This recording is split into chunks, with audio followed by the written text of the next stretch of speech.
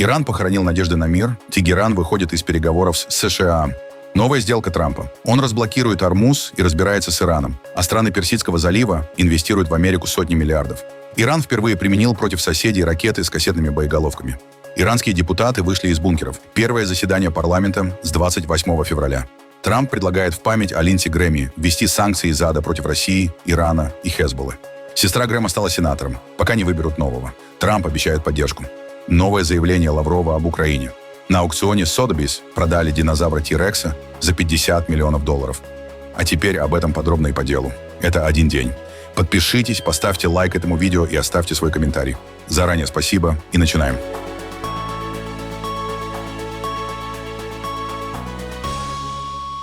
Иран объявил, что больше не считает себя связанным Исламабадским меморандумом, подписанным с США в прошлом месяце. Заместитель министра иностранных дел Казем Гарибабади заявил, что Вашингтон нарушил ключевое условие соглашения – прекращение военных действий против Ирана и его союзников. Поэтому документ утратил силу для обеих сторон. По его словам, Тегеран больше не обязан выполнять положения меморандума, включая восстановление свободного судоходства в Ормузском проливе. Иран также исключил возможность переговоров по собственной инициативе, заявив, что дальнейший диалог возможен только после прекращения американского военного давления. Поймите, когда идет война, когда национальная безопасность и национальные интересы какой-либо страны подвергаются посягательству и оказываются под угрозой, разговоры о международном праве и тому подобном вообще теряют смысл. И пусть завтра некоторые не начинают писать: «Наши дипломаты не должны такого говорить». Почему мы не должны этого говорить? Сейчас мы находимся в состоянии войны. Кто не должен приходить и учить нас уважению к международному праву? Агрессоры попрали все основополагающие принципы международного права. Никто не должен ожидать, что мы скажем: «Хорошо, мы и дальше, как хорошие мальчики, будем исполнять свои обязательства и соблюдать международное право». Почему я об этом заговорил? Потому что некоторые утверждают: у Ормузского пролива две страны, Иран и Оман. Следовательно, вы должны уважать суверенитет Омана. В конце концов, Оман открывает со своей стороны маршрут для прохода торговых судов, и это его суверенное право. С юридической точки зрения это верно. Само по себе с юридической точки зрения это верно. В конце концов, Оман также является одним из прибрежных государств. Но здесь необходимо учитывать два момента. Первый заключается в том, что сейчас мы находимся в состоянии войны. Агрессоры могут использовать Ормузский пролив для создания угрозы нашей национальной безопасности, а фактически для содействия военным операциям против нас и облегчения их проведения. Если мы будем контролировать только ту часть пролива, которая относится к нашим территориальным водам, пусть даже осуществляя действенный контроль, но не будем контролировать другую сторону, то именно оттуда может возникнуть угроза нашей национальной безопасности. Поэтому здесь речь уже не идет о том, что мы якобы ставим под сомнение суверенитет Омана.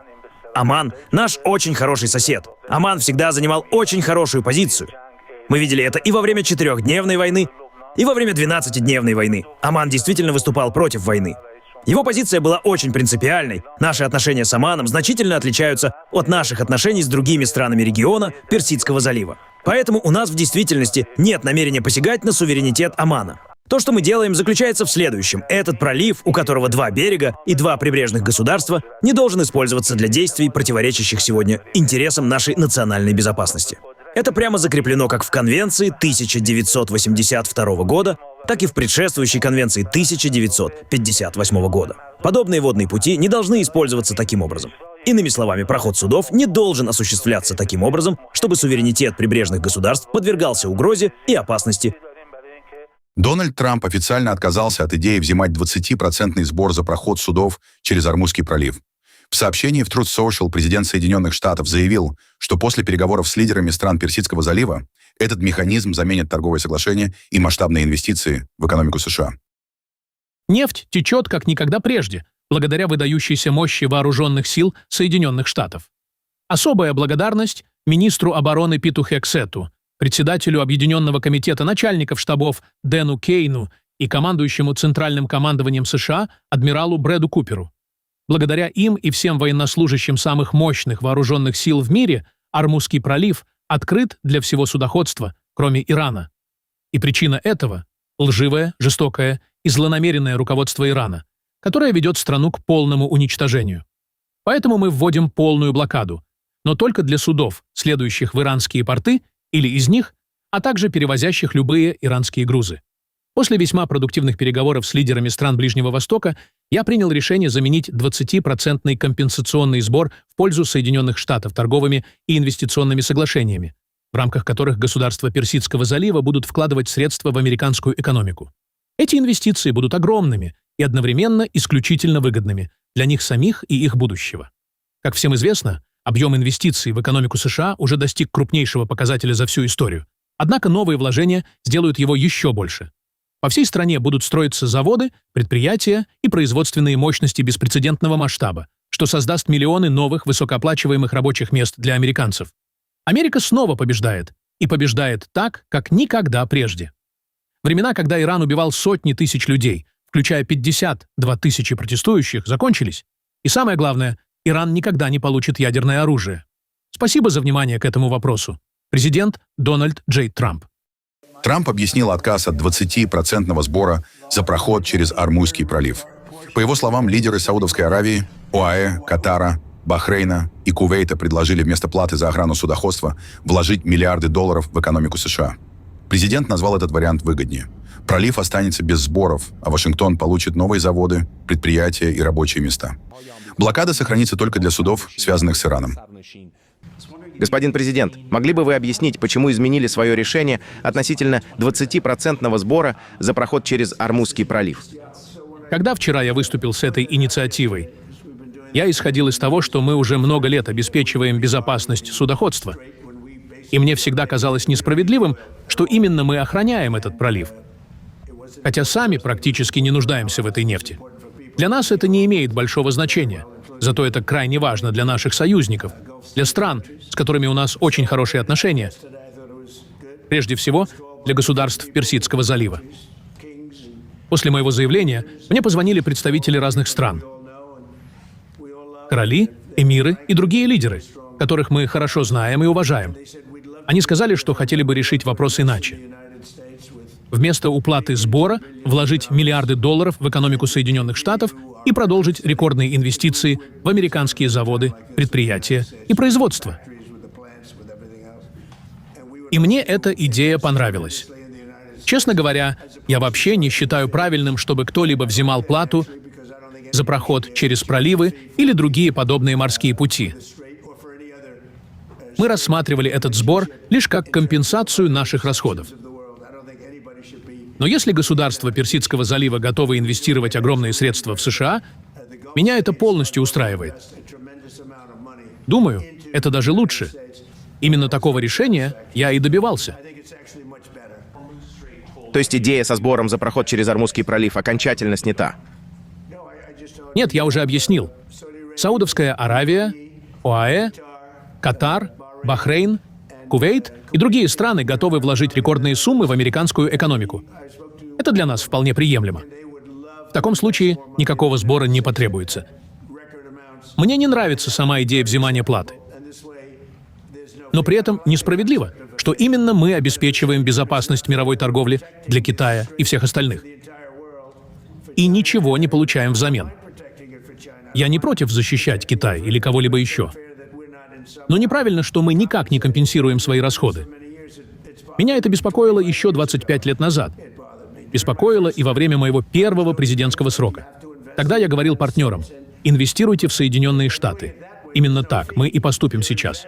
Они будут инвестировать, получать доход от своих вложений, а американская экономика – масштабные инвестиции. Такой вариант мне нравится гораздо больше. Военная операция против Ирана была частью стратегии по возвращению Тегерана за стол переговоров или попыткой настолько ослабить режим, чтобы он в итоге пал. Мы не считаем, что американское военное присутствие там больше необходимо. Это была очень крупная операция. Сейчас нефтяные компании заходят в Ирак, создают совместные проекты и успешно сотрудничают. Формируется совершенно новый формат отношений, при котором наше военное присутствие уже не требуется. Мы готовы помочь и защитить Ирак, если возникнет такая необходимость, но, по нашим оценкам, этого не понадобится. Главным противником Ирака был Иран. Именно он был главным агрессором на Ближнем Востоке. Теперь этой проблемы больше не будет, потому что Иран серьезно ослаблен. Его военный потенциал сегодня составляет лишь небольшую часть того, чем он был еще 4 месяца назад. Учитывая нынешнее поведение Ирана, не жалеете ли вы, что сняли морскую блокаду и предоставили послабление по санкциям? Нет. Я дал им шанс. Я действительно хотел дать им возможность заключить соглашение. 2 дня назад сделка была фактически готова. Но внезапно они отказались. Им что-то не понравилось. Затем именно они открыли огонь. Это была большая ошибка. Потому что после этого мы нанесли по ним очень мощные удары. Это очень сложные люди. Мы терпели их 47 лет.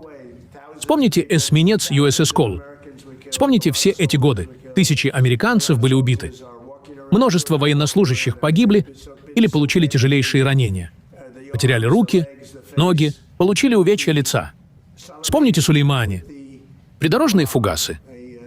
Все это стало настоящей катастрофой. В свой первый президентский срок я ликвидировал Сулеймани. Если бы я этого не сделал, сегодня ситуация могла бы быть совсем другой. Он был безумным гением. Возможно, просто безумцем. Но при этом генералом, который фактически контролировал всю страну. И если честно, я думаю, что даже руководство Ирана его боялось. Но я его уничтожил. США установили морскую блокаду Ирана. С 16 часов по времени восточного побережья американские силы останавливают суда, следующие в иранские порты и выходящие из них. На Ближнем Востоке задействованы более 20 кораблей ВМС США, включая авианосную группу, эсминцы и силы 5-го флота. Вашингтон утверждает, что ограничения касаются только судов, связанных с Ираном, а международный транзит через Ормузский пролив для остальных стран остается открытым. Блокада введена после новой серии иранских атак на коммерческие суда и американские объекты в регионе. Одновременно США продолжают удары по иранским ракетным позициям, системам ПВО, береговым радарам и военным катерам. Иран резко расширил географию ударов по американским военным объектам на Ближнем Востоке. В течение ночи атакам подверглись Кувейт, Бахрейн и Иордания. Наиболее массированный удар пришелся по Кувейту. По данным кувейтских военных, по стране были выпущены баллистическая ракета, 5 крылатых ракет и 33 беспилотника. Над Эль-Кувейтом работали системы ПВО, обломки упали на гражданские и инфраструктурные объекты. Поврежден также корабль военно-морских сил Кувейта. Ранения получили 4 военнослужащих. Их жизни ничего не угрожает. Корпус стражей Исламской революции заявил, что основной целью была американская авиабаза Али-Эль-Салем, где размещаются разведывательно-ударные беспилотники МК-9 Reaper. Тегеран утверждает, что несколько аппаратов уничтожены или повреждены. Вашингтон эту информацию не подтверждает. В Бахрейне несколько раз объявляли воздушную тревогу. Жители Манамы сообщали о серии взрывов и работе противовоздушной обороны. Иран заявил о совместном ударе баллистическими ракетами и беспилотниками по авиабазе Шейха Исы, где на ротационной основе размещаются американские подразделения. По версии КСИР поражены склады вооружения, объекты снабжения авиации и военно-морских сил. Подтверждения со стороны США нет. Отдельное внимание привлекли видеозаписи из Бахрейна, на которых наблюдатели предполагают раскрытие кассетной боевой части в воздухе. Независимо подтвердить тип боеприпаса пока невозможно. При этом первое применение Ираном кассетной ракеты в нынешней войне уже было зафиксировано во время ударов по Израилю. Поэтому речь может идти лишь о первом подобном эпизоде именно над Бахрейном. Еще 4 баллистические ракеты, по данным Иордании, были перехвачены при атаке на американскую авиабазу «Принц Хасан» в районе Эль-Азрака. О пострадавших не сообщается. Одновременно США начали новый этап операции против Ирана. После серии авиаударов Центральное командование объявило о восстановлении морской блокады иранских портов. Под ограничения попадают суда, следующие в Иран и выходящие из него. По данным американских военных, в регионе действует более 20 кораблей ВМС США, включая авианосную ударную группу, эсминцы и силы 5-го флота. На фоне эскалации Европейское агентство по безопасности полетов рекомендовало авиакомпаниям избегать воздушного пространства Бахрейна, Кувейта, Катара, Объединенных Арабских Эмиратов и районов Оманского залива. Новых подтвержденных ударов по Катару, Саудовской Аравии, Оману и ОАЭ за последние часы международные агентства не сообщали. Биньямин Нетаньяху предупредил Иран о последствиях новых атак против Израиля. Выступая в Димоне рядом с главным ядерным объектом страны, премьер-министр заявил, что Израиль больше не ограничится ответными ударами прежнего масштаба. По его словам, любая агрессия встретит гораздо более мощный ответ. Заявление прозвучало на фоне продолжающегося обмена ударами между Израилем, США и Ираном. Мы готовы к любому развитию событий. Я могу сказать только одно. И обращаюсь с этими словами к руководителям Ирана. Не рассчитывайте, что если вы нападете на нас, все будет тихо. Не рассчитывайте, что повторится прежний сценарий, потому что повторения не будет. Хотя и тогда наш ответ был достаточно мощным. На этот раз все будет иначе. Удар будет гораздо сильнее. Времена, когда кто-то причинял нам вред, а мы не наносили ему вдвое более сильный ответный удар, закончились. Так мы поступили с иранской осью зла. И так будем поступать со всеми, кто причиняет нам вред. Именно так мы действуем. Парламент Ирана провел первое более чем за 4 месяца открытое пленарное заседание. Депутаты скандировали «Смерть Америки» и требовали отомстить за убийство бывшего верховного лидера аятоллы Али Хаминеи. В отсутствие председателя парламента Мохаммада Багира Галибафа заседание вел его заместитель Хамид Реза Хаджи Бабай. Предыдущее открытое пленарное заседание иранского парламента состоялось 28 февраля, в день, когда Али Хаминеи был убит американо-израильским авиаударом в начале войны. Эти слова, с которыми я обращаюсь к иранскому народу, зачитываются от имени председателя парламента, президиума и всех депутатов. Мы привержены посланию нашего имама, слово в слово. Эти преступники, чьи имена перечислены сверху донизу, унесутся с собой в могилу мечту о спокойной смерти в собственной постели. Они должны знать, что это не зависит от моего присутствия или присутствия других должностных лиц. Будем мы здесь или нет, это будет исполнено. И вскоре отдельные борцы за свободу по всему миру возьмут на себя выполнение каждой своей части этой божественной миссии. Все депутаты Собрания Исламского Совета в своем послании присягают на верность дорогому лидеру. Перемирие между Саудовской Аравией и йеменскими хуситами фактически оказалось сорвано. После удара по аэропорту саны-хуситы нанесли ответный удар по международному аэропорту Абха на юге Саудовской Аравии, применив баллистические ракеты и беспилотники. Эр-Рияд сообщил, что все цели были перехвачены. Пострадавших нет. Удар по аэропорту Саны был нанесен, чтобы не допустить посадки самолета из Ирана с делегацией хуситов, возвращавшейся с похорон Али Хаминеи. Правительство Йемена заявляет, что на борту находились также иранские военные специалисты и оборудование двойного назначения. Самолет был вынужден изменить маршрут и приземлился в Ходейде. После ответной атаки представитель хуситов Яхья Сария предупредил международные авиакомпании, что полеты в аэропорты Саудовской Аравии больше нельзя считать безопасными, пока не будет снята блокада аэропорта Саны. Одновременно правительство Йемена объявило о закрытии воздушного пространства страны для несанкционированных рейсов из Ирана. По оценке международных агентств, это крупнейшее обострение между Саудовской Аравией и хуситами с момента начала перемирия в 2022 году. Конфликт вокруг Ирана начинает распространяться и на южную часть Аравийского полуострова, создавая дополнительную угрозу судоходству через Баб-эль-Мандебский пролив наряду с кризисом в Ормузском проливе. В Совете Безопасности ООН, США и Китай обменялись обвинениями из-за войны с Ираном.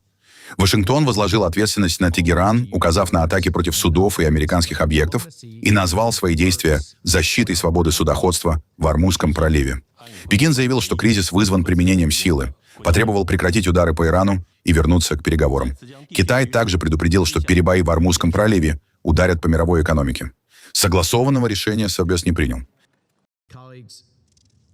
Коллеги, сегодня совершенно ясно одно. Хуситы, официально признанные террористической организацией, являются ставленниками Тегерана. Они изучили методы корпуса стражей исламской революции. И вот что мы видим. Когда Иран похищает мирных жителей, хуситы делают то же самое. Когда Иран прикрывается живым щитом, хуситы поступают так же. Когда Иран наносит удары по гражданской инфраструктуре стран Персидского залива, хуситы действуют аналогично. Когда Иран скандирует «Смерть Израилю» и «Смерть Америке», хуситы повторяют эти лозунги слово в слово. Достаточно посмотреть на их флаг. На нем написано именно это — «Смерть Америке» и «Смерть Израилю». Более того, они добавляют собственный лозунг — «Проклятие в адрес евреев». Хуситы неоднократно и открыто заявляли об этом. Если Иран готов угрожать закрытием Ормузского пролива, то сколько времени пройдет, прежде чем хуситы, подражая своим покровителям, наставникам и кумирам в Тегеране, снова попытаются перекрыть Красное море? Они уже угрожали сделать это. Каждый раз, когда этот совет реагирует на терроризм без каких-либо последствий для террористов, они усваивают один и тот же урок.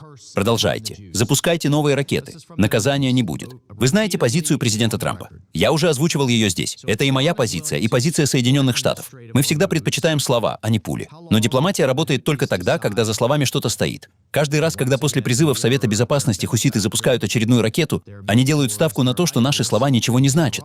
Они рассчитывают, что очередной доклад генерального секретаря не повлечет для них никаких последствий. Поэтому мы приветствуем сохранение механизма мониторинга и внимание этой резолюции к угрозе со стороны хуситов.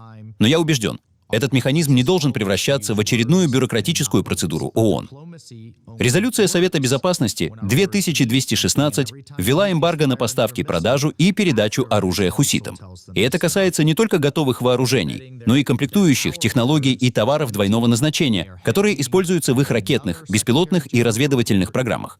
Поэтому мы призываем наших коллег и государства, разделяющие наши взгляды, принимать реальные меры, перехватывать такие поставки и обеспечивать выполнение этой резолюции Совета Безопасности. Такие государства, как Иран, а также в определенной степени некоторые китайские компании и организации нарушали требования резолюции 2216 практически без каких-либо последствий.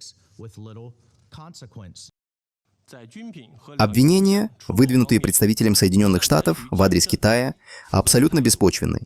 Китай решительно отвергает эти заявления. Китай неизменно строго соблюдает и выполняет резолюции Совета Безопасности, а также придерживается ответственного подхода к экспорту военной продукции и товаров двойного назначения в соответствии со своим законодательством и международными обязательствами.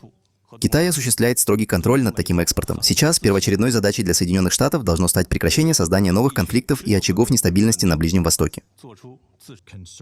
Я хотел бы ответить своему китайскому коллеге, который назвал наши опасения, цитирую, «беспочвенными». Хочу четко заявить для Совета и для протокола. Наши выводы о том, что товары двойного назначения подпитывают террористические атаки хуситов на гражданское судоходство, основаны не на американских данных. Это информация, содержащаяся в материалах механизма ООН по проверке и инспекциям. Именно Соединенные Штаты препятствовали усилиям Совета Безопасности по достижению прекращения огня, позволив конфликту в Газе распространиться на весь регион и привести к эскалации ситуации в Красном море. Более того, нанеся военные удары по Ирану без санкций Совета Безопасности. Причем в то время, когда переговоры еще продолжались, США вновь подтолкнули регион к опасной пропасти. Американской стороне следует серьезно проанализировать свои действия, устранить негативные последствия своих ошибочных решений и предпринять реальные конструктивные шаги для обеспечения долгосрочной стабильности в Красном море и на Ближнем Востоке. Китай строго выполняет соответствующие резолюции Совета Безопасности и свои международные обязательства. Китай отвергает беспочвенные обвинения со стороны Соединенных Штатов и призывает американскую сторону проанализировать собственные действия. Просим предпринять конкретные шаги для поддержания прочного мира и стабильности на Ближнем Востоке. Благодарю. Дональд Трамп заявил, что новый пакет санкций против России может быть расширен и включить Иран и ливанскую Хезболлу. По словам президента, соответствующий законопроект имеет хорошие шансы на принятие и станет данью памяти сенатора Линдси Грэма, который многие годы добивался его разработки. Ну, я знаю, что Линдси очень этого хотел. Думаю, они могут добавить к этому Иран. Они собираются добавить Иран, а это очень серьезно. Если они это сделают, то могут добавить и Хезболлу. Просто добавьте их, если вы ведете дела с Хезболлой. Так что мы рассматриваем этот вариант, но они всерьез об этом думают. И это в честь Линдси. Это было его желанием. Он хотел этого больше всего на свете, понимаете? Знаете, как он себя чувствовал? И есть большая вероятность, что это будет сделано. Но они хотели бы добавить Иран и Хезболлу. Вот что я слышу. Трамп также заявил, что не жалеет о временном смягчении санкций против Ирана. По его словам, Вашингтон дал Тегерану шанс заключить соглашение. Однако после атак на суда в Ормузском проливе США восстановили санкции, морскую блокаду и возобновили военные удары. В Сенате США приведена к присяге Дарлин Грэм Норден, младшая сестра Линдси Грэма, скоропостижно скончавшегося в минувшие выходные. По решению губернатора Южной Каролины Генри Макмастера, она временно займет место сенатора до января. Назначение поддержал Дональд Трамп. Оно позволяет республиканцам сохранить большинство 53 места против 47 у демократов в период рассмотрения законопроектов по обороне, санкциям против России, Ирана и вопросам национальной безопасности. Уже в августе в Южной Каролине стартуют внеочередные праймериз, а в ноябре состоятся выборы нового сенатора. Россия обвинила Украину в атаках на гражданское судоходство в Азовском и Черном морях. Сергей Лавров заявил, что удары по коммерческим судам являются актом терроризма и преследуют цель запугивания. При этом министр подчеркнул, что Москва намерена продолжить экспорт продовольствия и поставки гуманитарной помощи, в том числе и африканским странам. Один вопрос. Цены на пшеницу выросли из-за серии ударов Украины по российским судам. Это уже даже не пиратство, чем занимается украинский режим. Пираты хотя бы они грабят и себе забирают. А здесь ни себе, ни людям просто нанести ущерб, запугать чистой воды терроризм, который проявляется не только в Азовском море, и в Черном море, кстати сказать, и на африканском континенте. Везде, где украинцы видят возможность нанести ущерб, как они считают, Российской Федерации, они будут блокироваться с кем угодно. И с африканскими экстремистами, которые пытаются свергать народные легитимные режимы в Африке, да и с любыми другими отбросами общества. В Нью-Йорке установлен новый мировой рекорд на рынке палеонтологических находок. На аукционе Сотебис скелет тираннозавра по имени Гас продан за 50 миллионов 130 тысяч долларов. Почти вдвое дороже первоначальной оценки и дороже предыдущего рекордсмена стегозавра Apex, проданного в прошлом году за 44 миллиона 600 тысяч долларов. Гас – один из крупнейших и наиболее хорошо сохранившихся тираннозавров, найденных в Северной Америке. Его возраст оценивается примерно в 67 миллионов лет. Длина скелета почти 12 метров, высота около 4. Сохранилось примерно 2/3 скелета, включая почти весь череп. Особенностью лота стало не только само ископаемое, но и полный пакет авторских прав на его цифровые модели и репродукции. Впервые для тираннозавра такого уровня. В Сотебис считают, что именно это существенно повысило стоимость покупки. Находка была обнаружена 5 лет назад в формации Хелл Крик в штате Южная Дакота и названа в честь владельца ранчо Гэри Гаса Ликинга, на земле которого нашли останки древнего хищника.